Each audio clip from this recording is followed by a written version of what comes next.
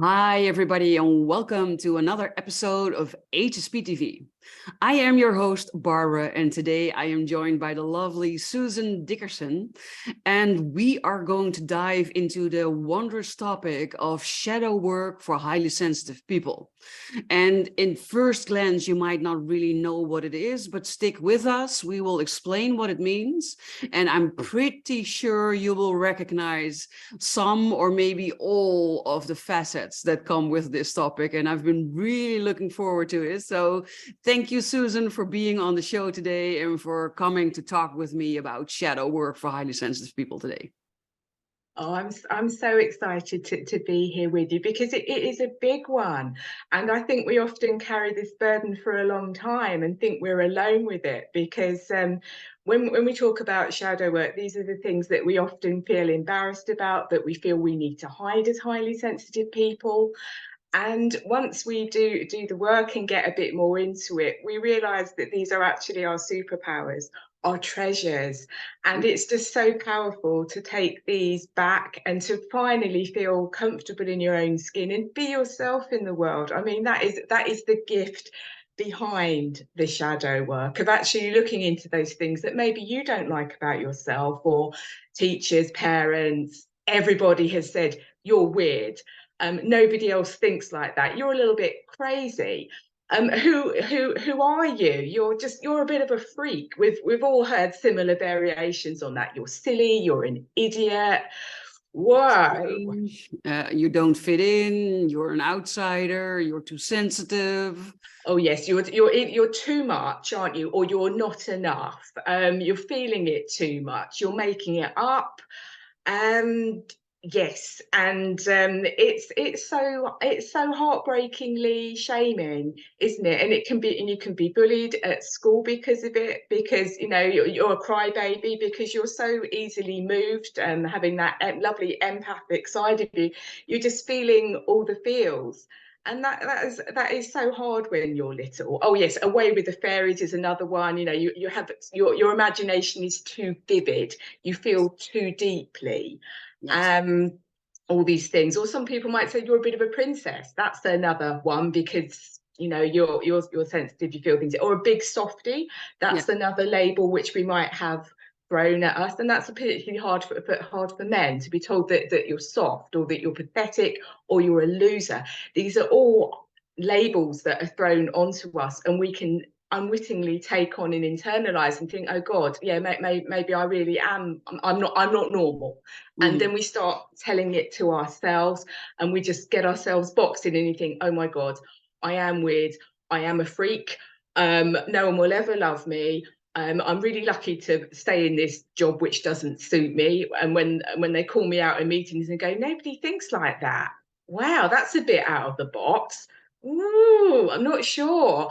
And when you actually start looking at these labels and you start seeing the other side of them, then it is incredibly healing. And one way that we can lean into this is working with archetypes, which Barbara might want to say a little bit more about if you use them in your work with your process. No, I first want to say that I completely agree and recognize what you're saying. And one of the biggest transformations I myself have made is that I used to think that I was weird and strange and that there was something wrong with me, that I was not good enough. And that made me want to change myself into a version of myself that other people would like or want to be friends with, would love, would accept. I desperately wanted to fit in because I've always been told, oh, you're too soft, or you're too sensitive. You really need to grow a thicker skin. Don't take everything so personal. I was bullied a lot in school, so I always felt like the odd one out. I always felt like I didn't fit in, and I always felt like an outcast or an outsider. And that led to the conclusion of me thinking that there was something wrong with me and that I needed to change because I needed to be more like everybody else. And if I then look at myself right now, I still think I'm weird and I'm strange, but I think it's awesome, bring it on, and I rock, right? That's the biggest transformation that I've had, but I've had to do a lot of shadow work and working on myself, diving into my beliefs, how they came to be, how I can let them go, how I can change them around to get where I am now. So in a very quick nutshell, superficially, that's what shadow work is. But I love the way you describe things, and you talked about archetypes. Can you give some examples of those?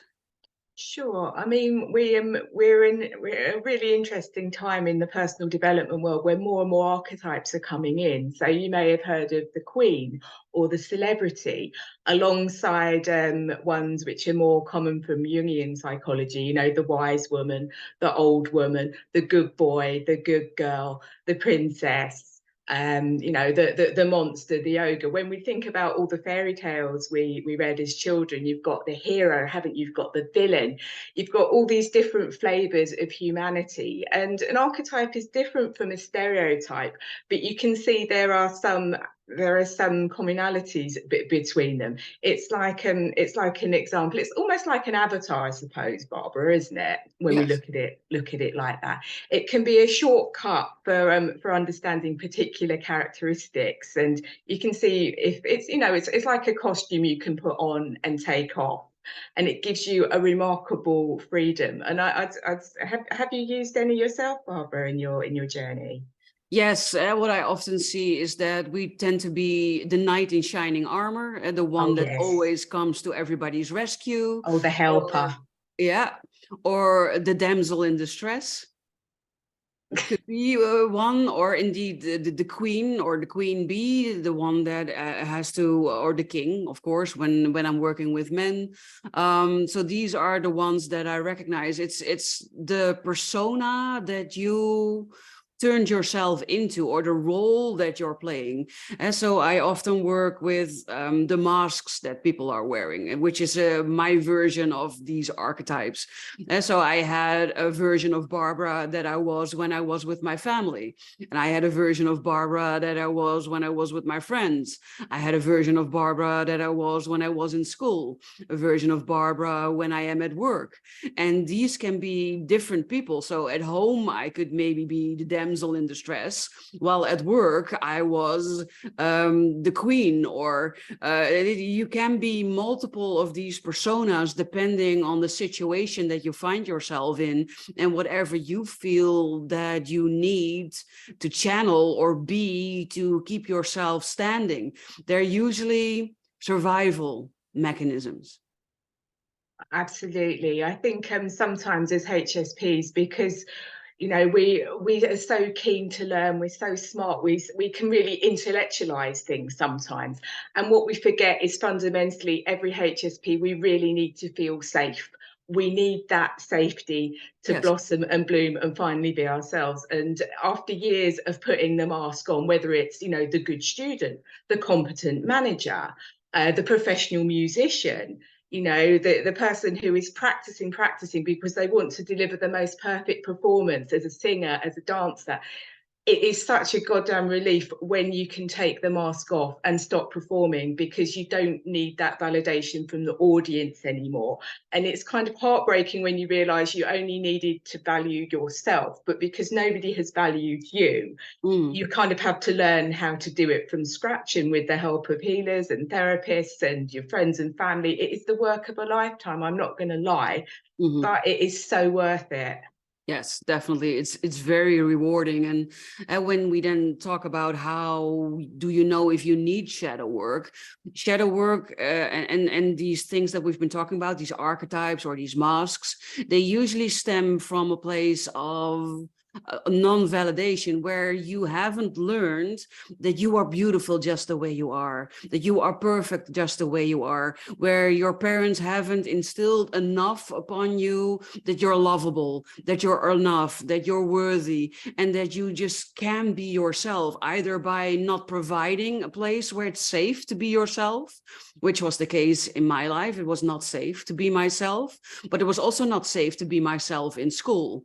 So for me, it was never safe to be myself, not at home, not at school. I think the only place where I could be myself a little bit was at my grandparents' house. because I never felt judged there.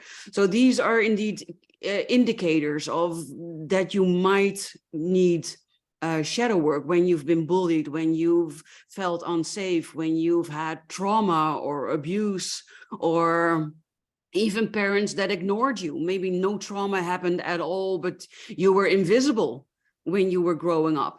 And so whenever you have a lacking experience in self-love, self-worth, self-confidence, those are usually very good indicators that you might need to do some shadow work. Am I saying this correctly?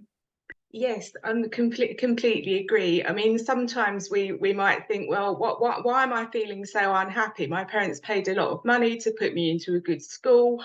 Who am I to think that I need to, you know, do some work on myself? But if you're really honest, you might find that you actually felt like the imposter.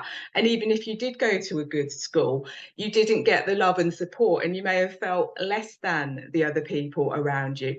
Because the opposite of deprivation, it's overindulgence. So you may have had parents who worked all the hours that God sent, but they couldn't give quality time with you, and they gave you loads of presents, and your friends thought you were a very spoiled pampered princess. I was an only child, and lots of people thought that I was incredibly spoiled because I didn't have any brothers or sisters. I had all their attention.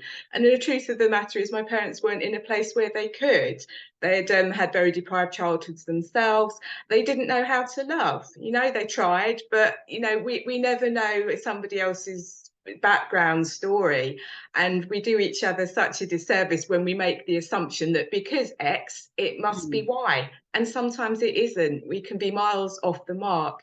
So there are many ways the shadow can come up in your life. It might be if you're incredibly envious of somebody else's life, and it might be an influencer that you follow, or it might be somebody you admire, and you think, I really want what they've got. And the question is, what is stopping you from allowing yourself to explore that, to have a little bit? What lie are you telling yourself to keep yourself safe in what is familiar to you? Again, we come back to safety. Safety. And it can, you know, I think sometimes we think the transformation, you know, happens overnight, and that's not the case. I wish, yes.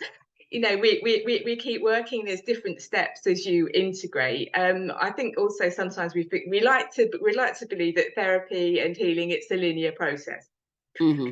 Yeah, no. And it isn't. It's a spiral, and certain things may come up a different time. It might be around food if there's been issues around an eating disorder, or sort of a desire to control your environment, and all you can control is your weight. A lot of the women I work with, they are really concerned about how much they weigh, and how a figure on the scale is of so much importance. And when we get past that, we realize it's the bigger picture of the shadow, that they felt so small and tiny and powerless or whatever. And it's a revelation when they realize that it's you know, that the presenting issue is not the real issue. Underneath it, there is a small, frightened, lonely child.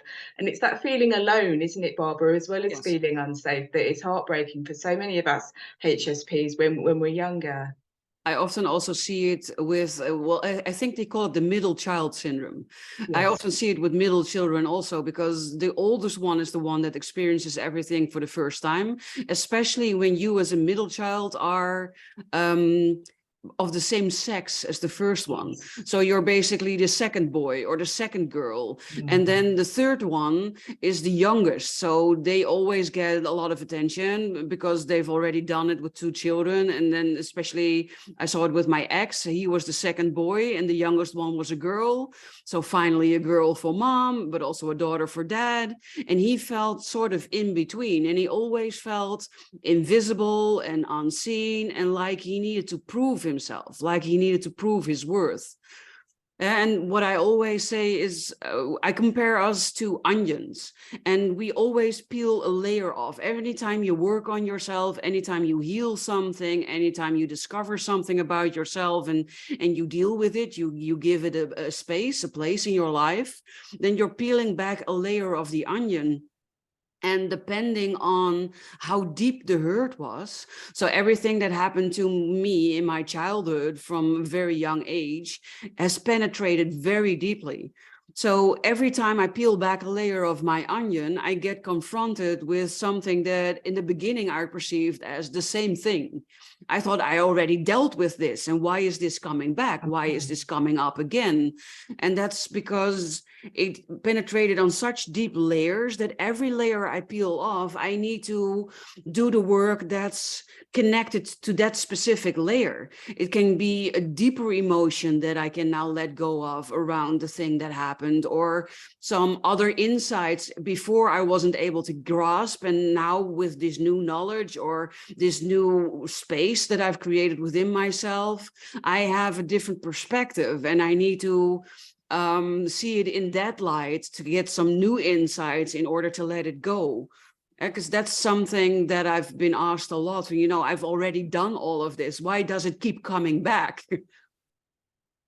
Oh, that is so relatable, and and sometimes we think, oh my goodness, it's that thing again. Yeah. Like, you know, and it often does come back to safety, and we think, oh no, I've done all this, I've done all this, but then you probably haven't had a therapy which is particularly geared for a HSP, when safety is everything. Because the reason you need to feel safe is because, certainly in my experience, it was a fear of complete annihilation. Complete destruction of the self. And I don't know whether it was witch wound or what. In a sense, it doesn't really matter. But that is clearly why the safety was so important to me, and who I was, and how I might be in meeting at work, and you know, it was beyond feeling nervous. It was actually, it's a physical sweaty fear that us HSPs sometimes have. You know, you're kind of plunged into a world which is incredibly overstimulating, in the city, the lights, the music, in an open plan office. It is too intense, frankly, but for me. And I hope by me coming out and saying that, more people will actually admit and say, yeah, I would prefer not to. I would prefer to work from home. You know, my mission was to try to serve the world from my kitchen table, and this is what I'm doing. So if I can do it, you can do it. You know, please, everybody, take a step a little closer to your dream, because you can do it. Exactly. Yeah, you bring up a really good point, because for I would say all, but let's be safe and say most HSPs, an open office plan is killing, because it's all the sounds and all the noises and all the visual stimuli, and but also all the energies that you're feeling. You're feeling when somebody is upset and when somebody is happy, and when everything's positive, then of course that's not the biggest issue, although you can also become overstimulated in happy situations.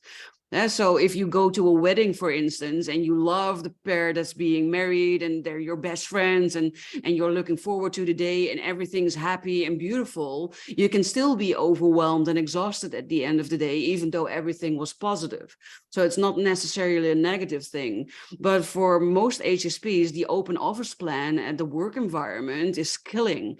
And working from home was not allowed when I was still working for a boss, because my boss had the outdated thinking that when you work from home, you didn't do anything. So that is one of the main reasons I often help highly sensitive people explore the world of having their own business. Because there's this misconception that having your own business is too much stress, and that as an HSP you won't be able to handle it because you already cannot handle your day job. You're working for a boss job, so they think being a business owner is even more stressful, and if I can already not do this, then I can definitely not do that. But that's a misconception, because when of course there's stress, you know, I'm not gonna lie, as a business owner there's stress, but there's always stress. Everything in life can be stressful. It's about how you perceive your stress and how you handle your stress. And when you work for yourself, you can set your own hours. I am a night owl, so I start working in the afternoon and I work in the evenings. Not possible when I was working for the boss. Also, I can work with whomever I want. I can choose my clients, I can choose my modalities, I can choose anything. I can even choose the location in which I want to work. If I want to travel while working, that is possible. So you're getting a lot of freedom back that, as a highly sensitive person, you can use to create your environment, your working environment specifically, to your specific needs. But to find out what those needs are, you need to dive into who you are and why you are the way you are, and what that means for you. And this requires shadow work.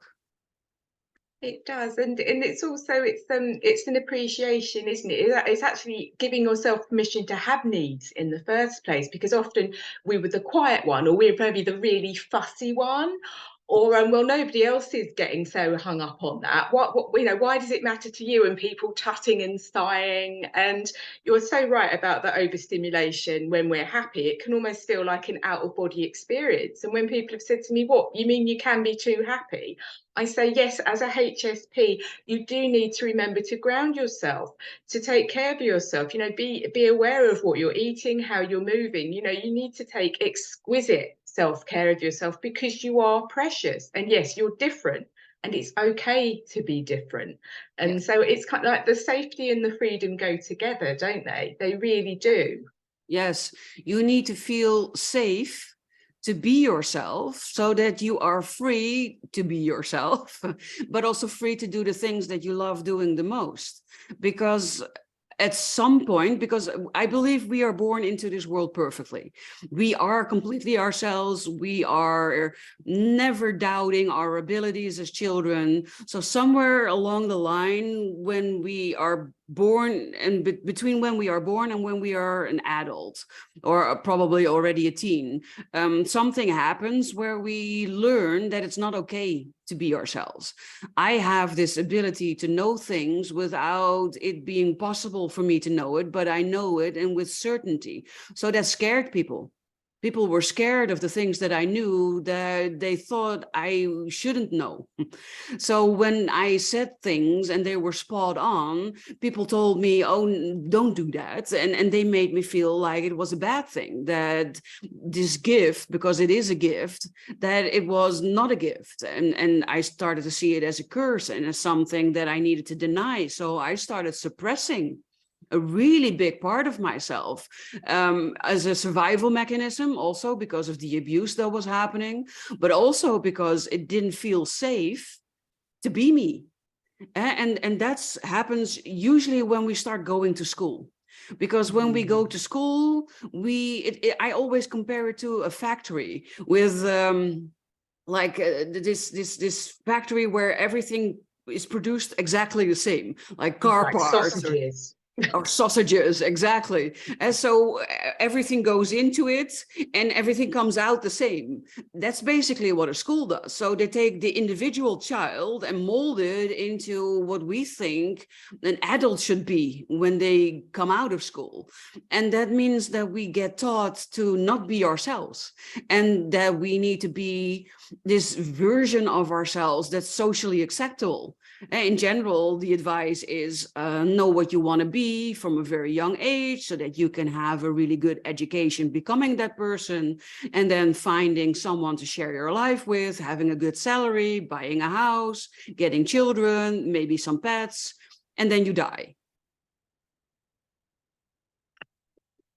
Yes, I think as HSPCs and HSPs even, we hear a lot of don'ts, don't we? And we hear a lot of you must get. So it's don't do this, don't do that. God, don't say that. Don't say that in public. Don't, you know, gosh, keep that to yourself. So Don't act that way. you're keeping it's such a pressure to be shoving so much of yourself under the carpet into your subconscious. It's a huge pressure. And when we're hearing do this, get that, you know, you're not a complete woman unless you are married. You haven't married, you haven't got a child. Oh, there must be something wrong with you. And that, of course, can feed back into the things which people have already told you about you being weird, strange, a loner, whatever it might be. And if you're in an environment where your individuality is not allowed to flourish, and that's for most HSPs, I would have thought, to a degree, or you might find that you're hiding yourself in a hobby. You might love to read. Reading was certainly my drug of choice growing up. Or as a teen, you might start to lean into alcohol because it's a way of numbing that sensitivity that you are having such a hard time. Yes, reading for me, and I think for you also, was already an escape, because then I could escape into the magical world of books, the world that my imagination could create based on the words that I was reading, and it sort of took me out of reality. But indeed, as we grow older, we replace that with food addiction, sex addiction, drug addiction, any type of addictive behavior usually is to mask a deep unhappiness and a fleeing out of this world into something else, to not be as confronted or as unhappy as when you don't abuse your addiction, basically. It's very true, and it doesn't help that, you know, for example, with alcohol, that it is so normalized. It's made to look, you know, as part of being a sort of stylish grown-up adult, and it's only a little bit further along, it's like the best friend who stabs you in the back, because it is an addictive drug. Full disclosure, I've been alcohol-free for 3 months, and it is the best thing that I've ever done as a HSP, because it does blunt you, and it's not good for you. If I could, I would ban it. It's bad. But that's just my take on it. You know, if you enjoy it, you enjoy it. But you know, I think it's just about being aware. Be aware and think, I'm reaching for the chocolate. I'm feeling the need for this. What do I really need? What am I really hungry for, you know? Yes, exactly. Yeah, so I enjoy a glass of wine every now and then, but I can already feel the effects of one, and usually I stop at one because I like the taste, but I don't particularly like the effect. So I never get drunk because I feel my body too much, and I always drink water with my wine in order to just be able to enjoy the taste, but not get woozy or drag myself out of experiencing everything. But that's a very fine line to walk. So I can imagine that the people that are watching and listening today, so thank you for being here. And if you haven't subscribed, subscribe so that you never miss a conversation like this again. But I can imagine that they also think, well, I'm recognizing myself in a lot of the examples that you've been giving. So how do I start with shadow work, or where do I begin, or what would be a good first step or something? Oh, I think if you're already working with a healer or therapist, by all means discuss with them and see if they feel it's suitable for where you are at this stage in your work on yourself, because you know the paramount thing is that you feel comfortable with who you are, with your cure. If you're curious, there are some wonderful books out there. Carolyn Elliott has a superb book about it. And I think just do your research, and if it calls to you, reach out to a few people, discuss it, and you've really got to find somebody that you chime with. Just as Barbara's clients come to her and she attracts a particular type of person to work with, then you've got to feel comfortable. I think, I know when I'm choosing someone to work with, I have to see that they're a human being. They're not, you know, up on a pedestal as a perfect person, because let's face it, nobody is perfect. The best gift we can give ourselves is to be whole, to feel complete within ourselves, and that's with the shadow work. I mean, personally, I find working with a power animal really helps. I work with the pig, because it's easier when I invite people to think, you know, let's have a look at how you judge yourself. Has anybody ever called you a greedy pig? Has anybody told you that if that ever happened, then pigs might fly? Because the pig is such a huge part of fairy stories in global culture. It's relatable. I mean, think about it. You even put your money in a piggy bank. There's this feeling of abundance and safety with the pig, as well as the flip side of being called a dirty, filthy pig, which is so harsh when it's such a clean, smart animal. So you've already got and some kind of connection with a HSP, because you have been denigrated as the outcast, as the strange person, you know, always on the edge. I certainly often felt at times in my life that I was kind of like looking through a window. Everyone else was on the other side of the window. It was Christmas, and I was thinking, how do they do that? How do they manage to have this conventional life? How do people manage to be married? I'm so affected by people's energies. How do you live with someone 24/7? But other people, they seem to be doing it. And I was judging myself when really, actually, I do need a lot of time alone. And my friends and people who care about me, they accept it. They love me anyway. And Mm. it's completely fine. So I was measuring myself to a false standard. And I can laugh about it now. But at the time, it's really painful, isn't it? When you are judging yourself and thinking, something wrong with me, there's something wrong with me. And now I think, actually, yeah, I am a greedy pig, because I want there to be more love in this world. I want more HSPs to find themselves, to treasure themselves, to really, you know, show up in this world. And yeah, and I want world peace as well. If that makes me greedy, so be it. I'm really pleased to be greedy. Wow. And by bringing a playful, humorous element into something which can be quite heavy, you know, we need more laughter in the world. Therapy can be seen to be, you know, oh my God, it's so heavy. They're going to ask me about my mum and dad again. I don't want to dredge that up again. We don't have to. You have a choice about what you want to look at and work on.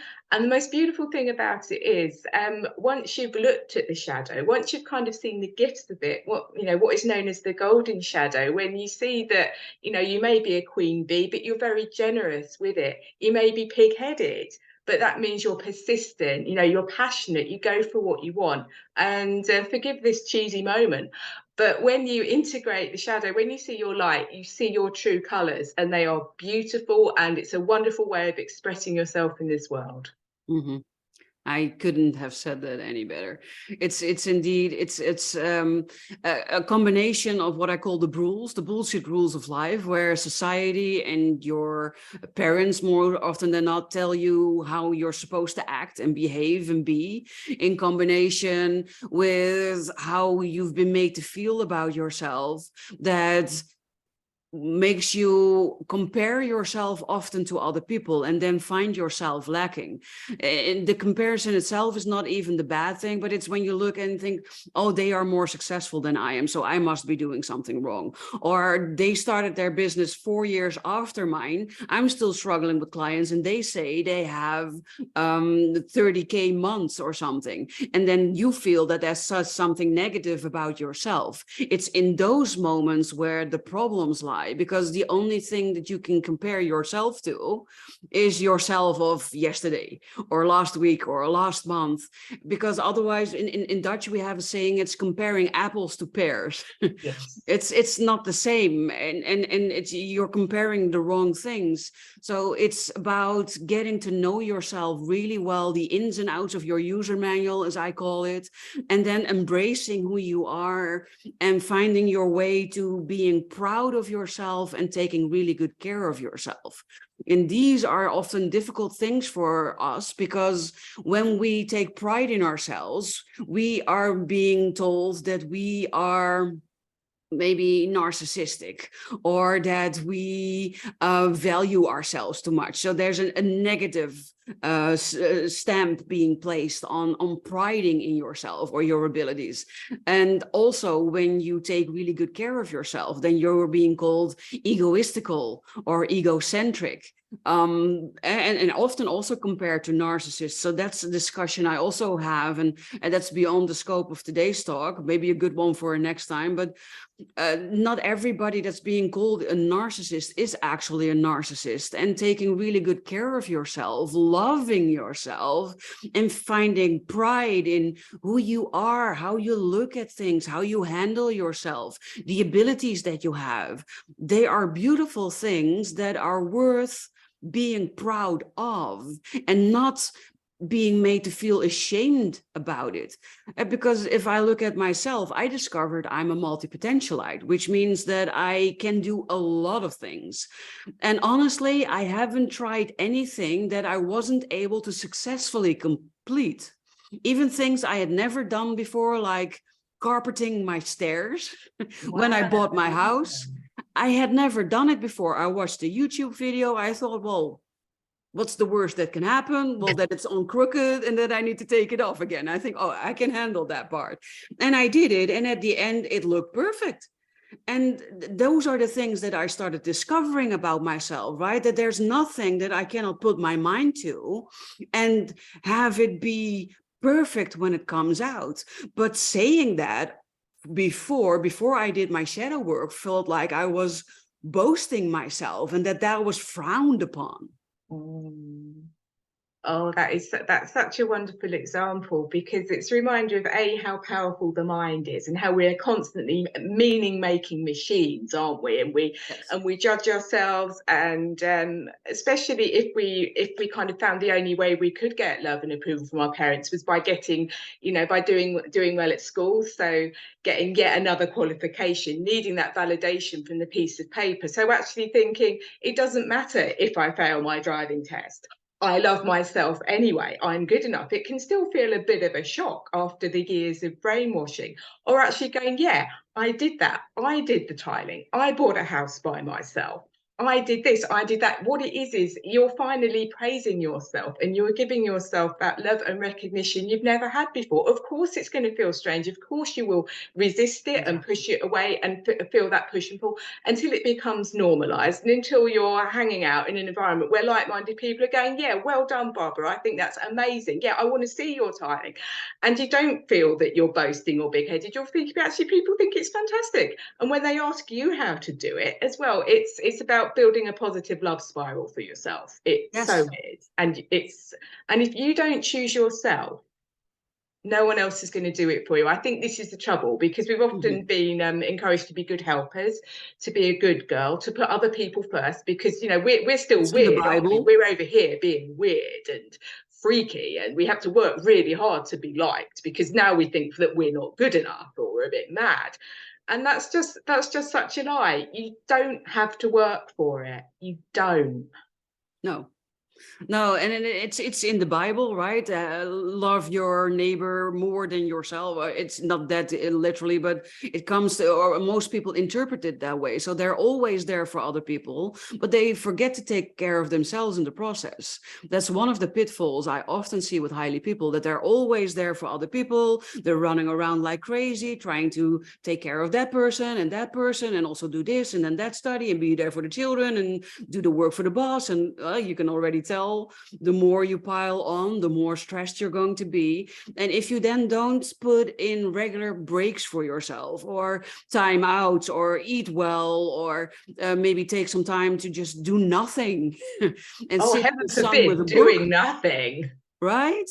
People forget all of those things. So then you're only running around, spreading yourself thin, giving your energy to other people, but you cannot pour from an empty jug. And we always plug in the mobile phone when we see the battery sign going towards empty. But more often than not, we forget to plug in ourselves. But that is a very important aspect. Yes, I think sometimes we can be a bit competitive as HSPs, and we want to do it better because we've felt so unworthy for so long. We feel that we do have to show up every time with some flowers when a friend invites us round for dinner. We feel that our own company is not enough. Yes. We want to remember everybody's birthday, but then when it's our birthday, we don't celebrate ourselves because it's just my birthday, it's another day, I'm not doing anything. Because on some level, we just feel that we're not worth it, we're not important. Well, you are. You're important because you're here watching this and hanging out with us. So, you do deserve everything that you give so freely and so lovingly to other people. You so do. Yes, most definitely. So let's dive a little bit more into what the benefits would be for people, for highly sensitive people specifically. But of course, the benefits are for everybody of doing your shadow work. What can you expect when you start addressing the shadows within yourself? I think what is really wonderful in healing is you appreciate your own creativity as a highly sensitive person. You appreciate that you're such a channel for connection with the world. You see resonances in things, and you finally think, oh, that's why I do X, Y, Z. It might be that you find the archetype of the queen is just, oh gosh, I can't do that. I don't want to be majestic. I don't want to be regal. I don't want to be powerful, because you worry that you don't want to be the bad person and abuse your power. So many things can be unpacked in that. Or you think, well, I want to be a good queen, a bad queen. It's sometimes it's the things which you really don't want to look at are the ones where absolutely the gold is. Like, for example, if we look at the dirty pig, then people kind of flinch because it just sounds disgusting. Oh, it's disgusting. I don't want to look at that. How can I possibly be disgusting? And I think, well, we're all creatures of this earth. You know, we go into the earth when we die. How can the earth be dirty or disgusting? We live on this earth. You know, it's a way of reframing and kind of just lovingly chuckling at the stories that we tell ourselves. I mean, everyone on this planet, whether they wear a crown or not, in the morning you get up, you go to the bathroom. You cannot get more basic than that. And we often, you know, we shy away from the body. We shy away from our bodily needs, as you were saying. I mean, why do we think we're superhuman? Everybody needs to sleep, and we forget that because we're so busy running around trying to prove ourselves. You don't have to. Nobody is watching. You are often your harshest judge, and you know, the critic. That's a heck of an archetype, because nothing is ever good enough, because you're picking it yourself. And you know, you're picking it yourself because you wish the world was a better place. The other side of sort of the critic, the cynic, is the romantic, because you want life to be better. You want, you know, you see all the subtleties in your environment that you want to improve. And if more people saw that, then going to the airport could be a much more beautiful leisurely experience. For example, going to the shop could be much better if somebody thought about just, you know, adjusting the lighting a little bit, making it easier for children who are going shopping with their parents, you know, things like that, reducing the sound. You know, it's these subtle adjustments which we are so spot on in finding and suggesting, and everyone else is like, oh, well, that doesn't bother me. But heck, it does bother us all, and it does jangle us all on some level. Long train journey, things like that. We are so good at finding ways to make life more comfortable for others, but the shadow work, once you get to know yourself a little bit, and actually admit, maybe I'm a bit of a queen when I do that. Maybe I wish I was powerful enough to make that change. You can see how you can adjust your own environment, your own reframe. You can use your power for yourself, and not, you know, because you want to lord it over people, but you want to do something positive with it. It's a more playful kind of expansion of you and an expression of you. And it's another way of looking at yourself from a different direction. You think, oh, well, you know, if I wanted, I could look at it like that. What, you know, if I look at the archetype of the dreamer, because often we're so focused on work or our relationship because we've lost ourselves, we forget to dream our own dreams, and that is heartbreaking. It's never too late. It's never ever too late. Even if you're on your deathbed, you can dream a better dream. Yes, most definitely. And it all starts with you. It starts with the way you look at life, but more importantly, the way you look at yourself, the way you value yourself, because that determines how much you let the outside world influence your inner world, which in turn makes your thoughts, your emotions, your actions, and your results.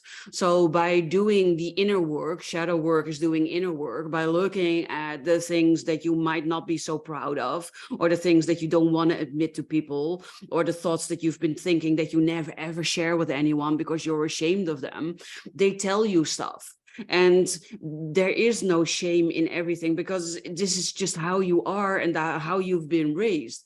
That's why I often talk about the bullshit rules. These are the ways that you think you need to behave, or the way you should be dressing for a certain age, or all of these bullshit things, right?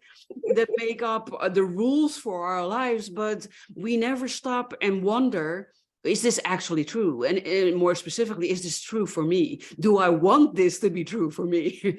Because you have a choice in it. And even if everybody thinks, well, as a 40, 50, 60, 70-year-old woman, you need to dress your age. Well, what is dressing your age? And what is dressing your age for you? And if you still want to have long hair even when you're in your 70s. Well, everybody seems to think that your hair needs to be really short for some reason, because most older women I see having very short hair. If you want to have very long hair, you have very long hair. It's your thing. And the shadow work is around being okay with everything that is you, looking into everything that is you, hugging everything that is you, loving everything that is you, and being okay with showing that to the outside world, regardless of how people might respond to it, look at it, judge it, but being comfortable in your own skin because, hey, this is me, deal with it. Honestly, I think you've completely nailed it. We spend our lives in hiding sometimes as highly sensitive people and empaths because we're frightened of being judged. We're frightened of people saying, "Oh my God, how did you know that? Are you psychic? Are you a witch? What's going on?" Mm-hmm. And they back away, and that's so painful and hurtful. But it only takes one trusted friend in your life to help you start to expanding, or group therapy with people that you really care about, and as you start building the trust, with your therapist, with your healer, with whoever, then you become more confident. It is not an overnight thing. It's part of your ongoing journey. And it's just wonderful. I mean, it's about discovering more of yourself. It's about sharing more of yourself. It's saying the layers of the onions. And it's discovering that it is a lot of bullshit. And then you think, well, if none of that is true, what other lies are there? And you become more curious. You become braver. You show more. And guess what? You find your tribe of other people. And it's wonderful. I mean, I feel so excited that there are so many awesome women around the world just hanging out, doing their thing individually, but as a collective, we're really doing so much good stuff. And it's awesome. After years of feeling kind of like the lone weirdo over here somewhere, suddenly I've got loads of friends. And it's just magical. That in itself is incredibly healing, as well as, learning so much from the people I work with.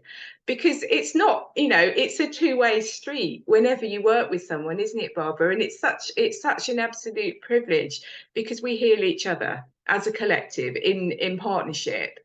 It's all good stuff. Yes, definitely. And a lot of people are afraid that they lose everybody in their life when they become themselves. Yes. I'm not going to lie, that might happen, but you will only lose the people that have no business being in your life in the first place. Because the people that genuinely love you for who you are, they will be your biggest cheerleaders when they see you move towards being your effortless self and loving yourself, because that is what you're supposed to do. So you either lose the people that have no business being in your life, or you identify the people that really have a place in your life. And you will also start attracting more people into your life that fit who you are and how you want to be in your life. So trust in the process and don't be scared by it, I think, is the last thing that I want to say about this topic, because we are running out of time and we could talk for hours, I'm sure. But I can also imagine that people might want to know how they could reach you, Susan. So where can they find you? Oh, that's so kind. Well, please, the simplest thing to do is just to email me. And my email address is pigmagicuk@gmail.com. pigmagicuk@gmail.com. And Barbara is so right. Yes, you may lose some things in your life, but my goodness, what comes in when you're ready for it more than makes up for it. It really does. There are so many good people coming towards you as you expand and as you show more of yourself. You're needed in this world as a HSP. Most definitely. Believe it. And if any of this, what we talked about today, resonates with you and you feel that you could use some help, either reach out to me or to Susan. I will make sure our links are below this episode so that you have no difficulty in connecting with us.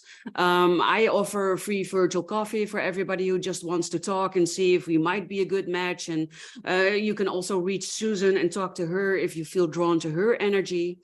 And if you really loved this episode and you feel that it was valuable, then we would both very much love it if you would share it on social media where your followers can also see it, because you never know who also needs to hear this message, who you know that needed to hear this message because they have been struggling with things that they're keeping on their inside and are not sharing with people, but do really need to release. So thank you, Susan, for being here for this awesome talk today. And thank you for watching or listening to this episode. I love that you're here. I love all of your support. Keep asking your questions, sharing your stories in the comments. Yes, please. And I look forward to talking to you again in the next episode of HSP TV. For today, have an amazing rest of your day.